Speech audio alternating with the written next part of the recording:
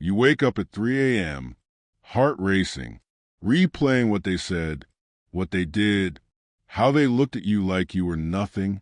And the worst part? You can't stop thinking about it. Their words echo in your mind. Their disrespect burns in your chest.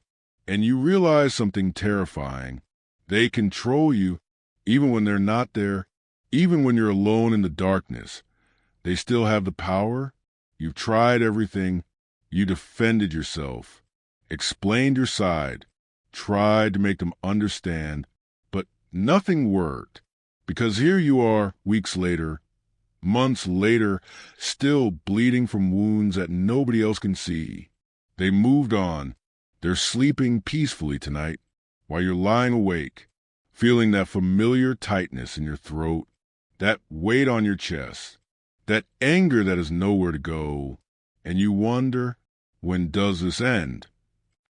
When do I stop giving them this power? When do I become the kind of man that nothing can touch? Your father never taught you this. School never prepared you for this. Society told you to let it go, to be the bigger man, to take the high road, but they never told you how. They never gave you the actual tools. Just empty platitudes that mean nothing when you're staring at the ceiling at 3 a.m. You've watched other men who seem untouchable, men who face disrespect with calm, who handle betrayal with silence, who walk through chaos like it's nothing, and you've asked yourself, what do they know that I don't? The truth is brutal. Most men will spend their entire lives being controlled by external events, by other people's words, by circumstances they can't change. They'll be emotional puppets, dancing on strings they didn't even know were there. But there was a man, born into slavery, beaten, tortured, owned by another human being, a man who had literally nothing, no freedom, no power, no control over his own body. His name was Epictetus, and from the bottom of Roman society, from chains and darkness, he discovered something that emperors and kings would later beg to learn: 10 principles. 10 weapons of the mind, so powerful that once you understand them, once you truly embody them, nothing, and I mean nothing, can touch you. Not their words, not their betrayal, not their disrespect, not even their absence. This isn't about becoming cold. This isn't about shutting down. This is about something far more powerful. This is about becoming untouchable while remaining fully human, about building an inner fortress so strong that the entire world can rage outside. And you remain calm, centered, in complete control. But here's what nobody tells you. The path to this power starts with accepting something most men refuse to face. That everything you've tried so far, every reaction, every defense, every attempt to make them understand, has been giving your power away. And until you see this, really see this, you'll remain exactly where you are, controlled by people who don't deserve that power, affected by events that shouldn't matter, living at the mercy of a world that doesn't care. The question is, are you ready to see the truth? Let me show you what's really happening. Every time you react, every time their words trigger that heat in your chest, every time you defend yourself, explain yourself, justify yourself, you're doing exactly what they want. You're proving that they matter, that their opinion has weight, that they control your emotional state. And the worst part? You think you're standing up for yourself. You think you're being strong, but you're actually handing them the remote control to your inner world. Think about the last time someone disrespected you. What did you do? You probably felt that immediate surge, that need to respond, to correct them, to make them see. And in that moment, in that split second between their action and your reaction, you lost because they didn't just disrespect you. They made you react. They made you prove that their opinion matters to you. They demonstrated that they have access to your emotional state. And they walked away knowing that they can do it again anytime they want. This is a trap that catches most men. Society trained you to believe that standing up for yourself means fighting back, that self-respect means making others respect you, that strength means never letting anything slide. But here's what they didn't tell you. Every battle you fight on their terms, every argument you engage in, every time you try to change someone's mind about you, you're operating from a position of weakness. Because strong men, truly strong men, don't need to defend, don't need to explain, don't need to make anyone understand anything. They simply exist, unaffected, like mountains don't argue with storms. I know what you're thinking, but if I don't defend myself, they'll think they were right. If I stay silent, they'll think they won. And that right there is exactly the prison. You're still measuring your worth by their judgment. You're still letting them define what winning means. You're still playing a game where they make the rules. Let me tell you about a man named Marcus, not Marcus Aurelius, a modern man, successful business owner, respected in his community. His business partner of 10 years betrayed him, stole clients, spread lies, destroyed his reputation. Everyone waited to see how Marcus would respond. He didn't.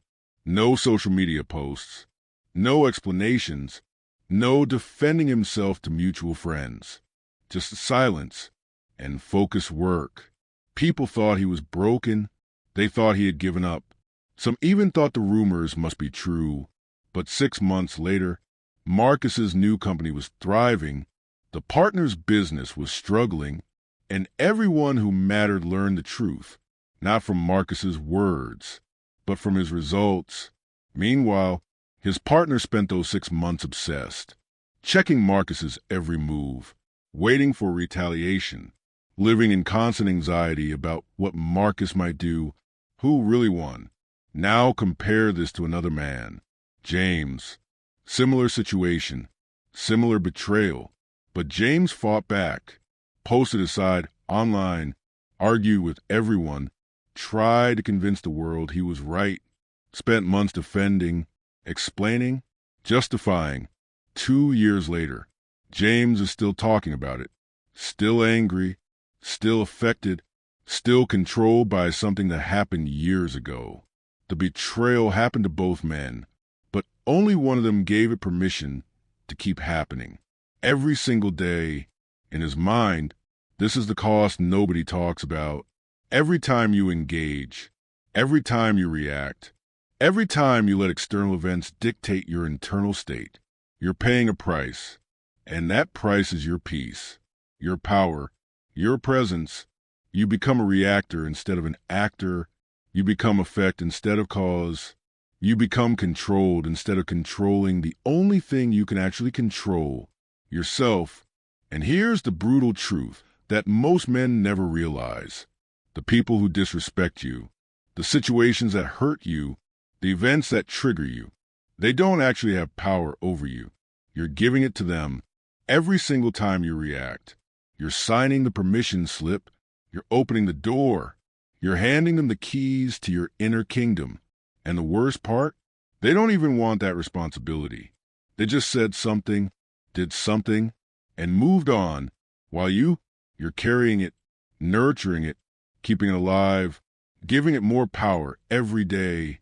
But what if I told you that a slave in ancient Rome, a man who literally had no control over his life, discovered how to become more free than any emperor? What if I told you that the 10 principles he taught are the exact blueprint to become untouchable? Picture Rome, 55 AD, a boy born into slavery. His name means acquired one. Because he was property, not a person, his owner would beat him, break his leg deliberately, use him however he wanted. This was Epictetus. Most men in his position would have broken, would have become bitter, angry, resentful, waiting for death. But Epictetus did something different, something that would echo through 2,000 years. He studied philosophy, and he discovered a secret that would make him more free than any emperor, He realized that while his body was enslaved, his mind could not be touched unless he allowed it. And from that realization, from the absolute bottom of human experience, he forged 10 principles, 10 weapons of mental sovereignty that would later be studied by emperors, generals, and the most powerful men in history. These aren't theories. These aren't philosophy for academics. These are survival tools, tested in the crucible of actual slavery, refined in the darkest human conditions, and proven to work in the absolute worst circumstances imaginable. If they work for a slave, they'll work for you. Principle 1, the dichotomy of control. Epictetus taught that everything falls into 2 categories: things you control and things you don't. You control your thoughts, your reactions, your judgments, your efforts, your character. You don't control other people's opinions, what happened in the past, what will happen in the future, how others treat you, whether you succeed or fail. Most men waste 90% of their energy on the things they don't control, trying to change others' opinions, trying to undo the past, trying to guarantee the future, and they neglect the only thing they actually have power over, their own mind. When someone disrespects you, you don't control their action, but you completely control how it affects you. You control whether you give it meaning, whether you let it occupy your thoughts, whether you allow it to change who you are. This is where power begins, not in controlling others, but in controlling yourself. Principle 2, it's not things that upset you, but your judgment about things. Epictetus wrote, "Men are disturbed not by things, but by the views they take of them." The betrayal didn't hurt you. Your judgment about what betrayal means hurt you. The disrespect didn't affect you. Your interpretation of what it says about you affected you. 2 men experience the same event. One is destroyed, one is unmoved. Same event, different judgment. This means your suffering is optional, not the event, but the suffering. That's your choice, your creation, your judgment. Principle 3, premeditatio malorum. Premeditate on adversity before important events. Epictetus taught his students to imagine everything that could go wrong, not to create anxiety, but to remove surprise, to mentally rehearse, to prepare the mind. When you've already imagined the worst, when it actually happens, you're ready, calm, unshaken. The men who break are the men who never saw it coming, who believed they were entitled to smooth paths, who thought life owed them fairness. But when you've already walked through fire in your mind, the real fire feels familiar, manageable, expected. Principle 4, amor fati, love your fate. Not just accept what happens. Love it, embrace it, see it as exactly what needed to happen, for exactly who you're becoming. That betrayal, that disrespect, that failure. Epictetus would say, this is precisely what I needed, not despite the pain, but because of it. Every obstacle is an opportunity. Every setback is a setup. Every challenge is a chance to prove your philosophy, to strengthen your character, to become who you're meant to be. Principle 5, focus only on what's within your power. Your reputation, not in your power. Their opinion of you, not in your power. Whether they apologize, not in your power. Your character, completely in your power. Your effort, completely in your power. Your response, completely in your power. When you focus on what's within your power, you become powerful. When you focus on what's outside your power, you become powerless. It's that simple and that profound. Marcus Aurelius, the most powerful man in the world at the time, wrote in his private journal, "You have power over your mind, not outside events. Realize this, and you'll find strength." He was practicing what Epictetus taught, the emperor learning from the slave, because truth doesn't care about status. Principle 6, practice negative visualization. Regularly imagine losing what you have, your health, your status, your relationships. Not to be morbid, but to appreciate what you have now and to prepare for when it changes, because it will change. Everything does. The man who never imagined loss is destroyed by loss. The man who regularly visualizes loss is ready when it comes, even grateful for the time he had. Principle 7, the obstacle is the way. What stands in the way becomes the way. Every obstacle is an opportunity to practice these principles, to strengthen your mind, to become more of who you're meant to be. Epictetus couldn't change being a slave, so he used it to develop a philosophy of freedom that would outlive the empire that enslaved him. Your obstacle right now, whatever it is your opportunity to practice, to grow, to transform. Principle 8, voluntary discomfort. Deliberately choose discomfort, cold showers, fasting, physical challenges, to train your mind that comfort is not necessary, that you can handle more than you think. When voluntary discomfort is normal, involuntary discomfort is manageable. Principle 9, memento mori, remember death. You will die. Everyone you love will die. Everything you have will be gone. This isn't pessimism. This is clarity. When you truly remember death, the small things become small, the important things become clear, and other people's opinions become laughably insignificant. Principle 10, view from above. Imagine seeing your life from space, your problems from that distance, how small they are, how temporary, how insignificant in the vast expanse of time and space. This isn't to diminish your experience. It's to give you perspective, to help you see that what feels all-consuming now is actually quite small and quite temporary. These 10 principles, forged in slavery, tested in the darkest conditions, are the foundation of becoming untouchable. But knowing them isn't enough. You have to embody them. You have to practice them. You have to live them.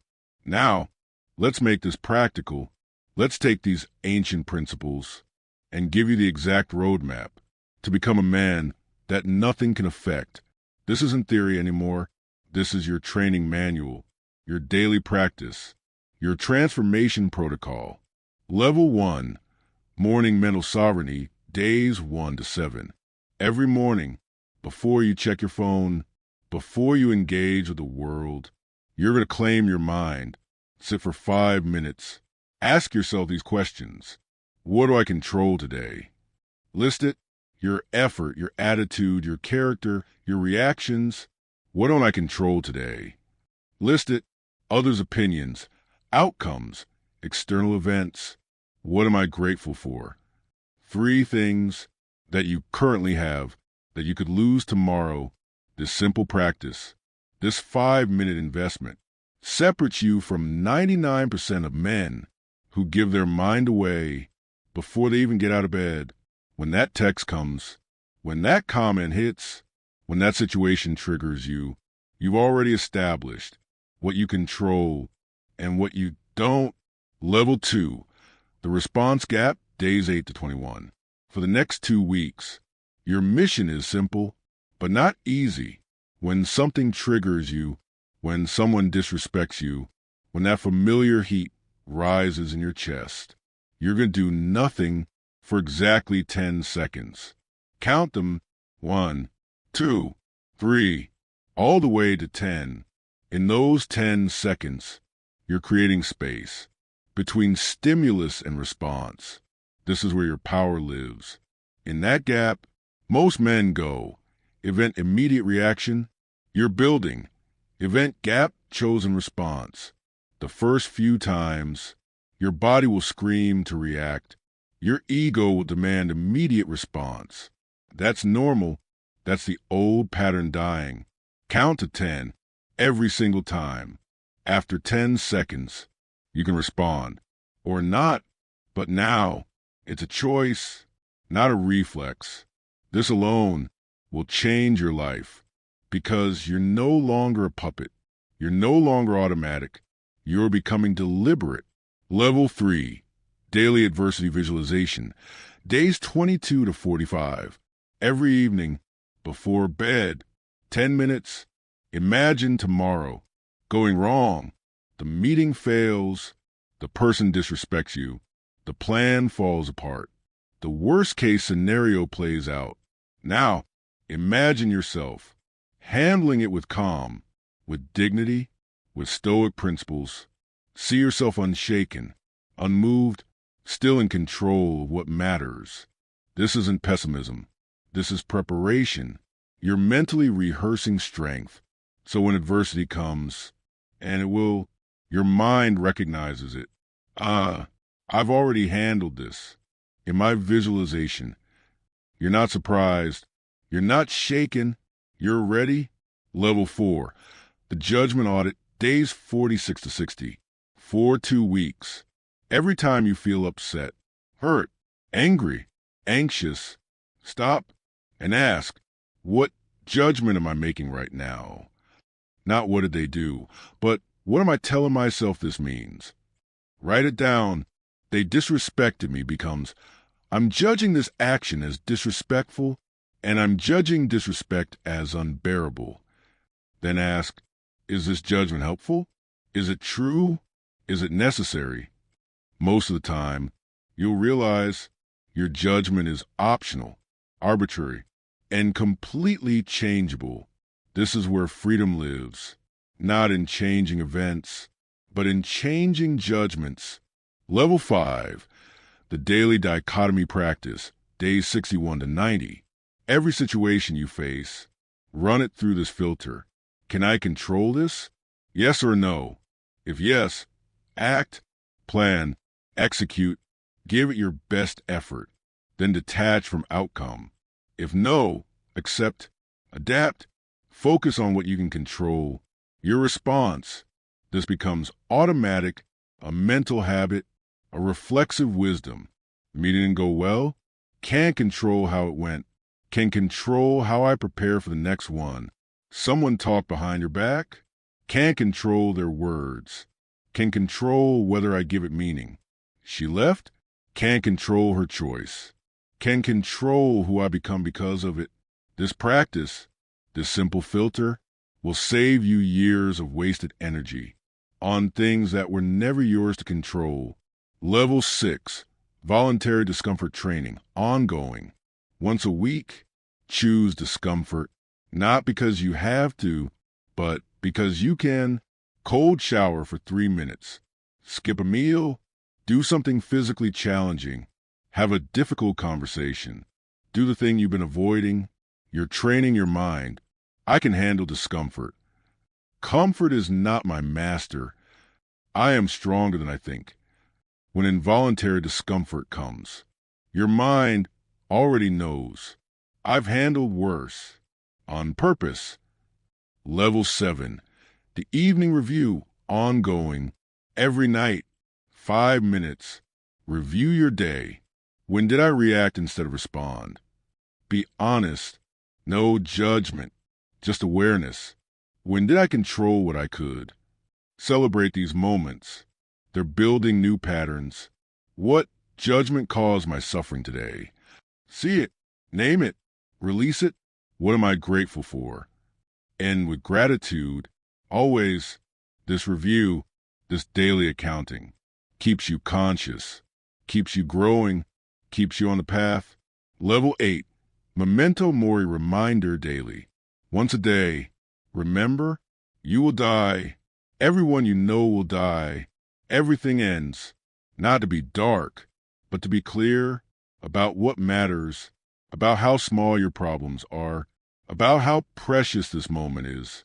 When you remember death, life becomes vivid, petty conflicts become laughable, and your time becomes sacred.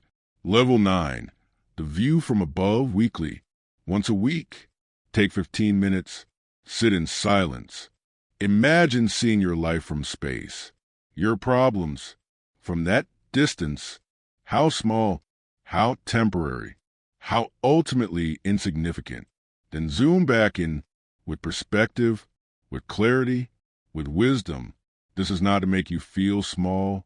It's to help you see clearly what actually matters and what doesn't. Level 10, the obstacle reframe daily. Every obstacle you face, every challenge that appears, immediately ask, how is this making me stronger? What is this teaching me? How can I use this? The obstacle is not the enemy. The obstacle is the training, the refinement, the forge where your character is shaped. Embrace it, use it, love it. This is a path, not to emotional numbness, but to emotional sovereignty, not to cold detachment, but to warm independence, not to caring about nothing, but to being unshaken by anything. Epictetus did this as a slave with nothing. If he can do it in chains, you can do it in freedom. The question is, will you? 6 months from now, you walk into a room. The person who used to trigger you is there. The one who disrespected you, the one who betrayed you, the one who made you lose sleep. They're watching you, waiting for your reaction. And you feel nothing, no heat in your chest, no tightness in your throat, no need to prove anything, no urge to react. You're just present, calm, unmoved, not because you're pretending, not because you're suppressing, but because they genuinely don't affect you anymore. They lost access. You closed the door. You reclaimed your sovereignty. They notice it. Everyone notices it. There's something different about you now. Something solid, unshakable, immovable. When they try to push your buttons, the buttons aren't there anymore. When they try to get under your skin, they can't find the entrance. When they try to affect you, they realize they're powerless now. And that shift, that change in dynamic, that new reality changes everything. You're not trying to convince anyone of anything. You're not defending, not explaining, not justifying. You're simply existing in complete sovereignty, and that terrifies people who are used to affecting you because they realize they lost something, they lost their power over you, and they don't know what to do with that. This is what Epictetus discovered as a slave. That true freedom isn't external, it's internal. It's not about circumstances, it's about mind. It's not about what happens to you, it's about how you relate to what happens. And now you carry that same freedom, that same power, that same unshakable foundation. Your relationships change because you're no longer needy, no longer desperate for validation, no longer controlled by others' opinions. You love from strength, not from weakness. You connect from wholeness, not from emptiness. Your work changes because you're no longer paralyzed by fear of failure, no longer destroyed by setbacks, no longer defined by outcomes. You act from principle, not from fear. You execute from power, not from anxiety. Your presence changes. People feel it. There's a gravity to you now, a centeredness, a calm that draws people in, not because you're trying, but because you're genuinely unshaken. You stop taking things personally because you realize other people's actions are about them, not about you. Their disrespect reveals their character, not your worth. Their betrayal shows their integrity, not your value. You become like water, adaptable, flexible, but also powerful, unstoppable. You flow around obstacles. You don't break against them. You don't need to destroy them. You just keep moving toward your purpose, toward your goals, toward your vision. The old you would have been destroyed by what you're facing now. The new you uses it, learns from it, grows through it. Every obstacle becomes an opportunity. Every setback becomes a setup. Every challenge becomes a chance to practice your philosophy, to embody your principles, to become more of who you're meant to be. You're no longer at war with reality. You're no longer fighting what is. You're accepting what happens and controlling what you can your effort, your attitude, your character, your response. This is what the ancient Stoics knew, what Epictetus taught from chains, what Marcus Aurelius practiced from a throne, what you're now embodying. In your modern life, you become the man that nothing can touch, not because you're cold, not because you don't care, but because you've learned the most powerful lesson in human existence, that you are not your circumstances, you are not your emotions, you are not your thoughts, you are the awareness that observes all of it, the consciousness that chooses how to respond, the sovereign mind that rules its own kingdom, regardless of what chaos reigns outside. And from that place, that centered, sovereign, untouchable place, you build everything, your relationships, your work, your legacy, your life, not from fear, but from power, not from weakness, but from strength, not from reaction, but from deliberate choice. The people who doubted you will wonder what changed. The people who hurt you will realize they lost access. The people who counted you out will watch you rise. Unshaken, unmoved, unbreakable, this is your birthright. This is your inheritance. From a slave who became more free than emperors. From ancient philosophers who understood the human mind better than modern psychology. From 2,000 years of tested wisdom that has survived because it works. These 10 principles are not just information, they're transformation. They're not just knowledge, they're power. They're not just philosophy, they're freedom. And now, they're yours. The moment you finish this video, you have a choice. The same choice every man faces. The same choice Epictetus faced. In chains, will you be controlled by external events? Or will you control your internal response? Will you give away your sovereignty? Or will you claim it? Will you remain reactive? Or will you become deliberate? The principles are simple, but embodying them, that takes commitment, that takes practice, that takes daily dedication to becoming someone that nothing can shake, nothing can break, nothing can control. Epictetus walked this path. As a slave, Marcus Aurelius walked this path. As an emperor, Seneca walked this path. As a philosopher condemned to death. Now it's your turn to walk this path in your modern life, with your modern challenges, with your modern pain. But here's what they all discovered, what you're about to discover, that the path itself, the daily practice of these principles, is not suffering, it's liberation. It's not restrictive, it's freeing, it's not cold, it's powerful. You're not building walls, you're building foundations. You're not shutting down, you're opening up to true strength, to real power, to authentic sovereignty. This is the ancient path that leads to modern power. This is a slave's wisdom that creates emperor's freedom. This is what Epictetus knew, and what you now know.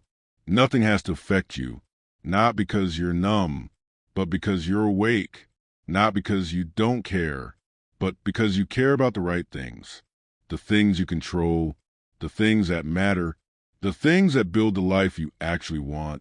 Welcome to the path of mental sovereignty, the path of emotional independence, the path of unshakable strength. Epictetus walked it in chains. You'll walk it in freedom, and that freedom will make you more powerful than you ever imagined possible. The 10 principles are yours now. Use them, practice them, embody them, and become untouchable.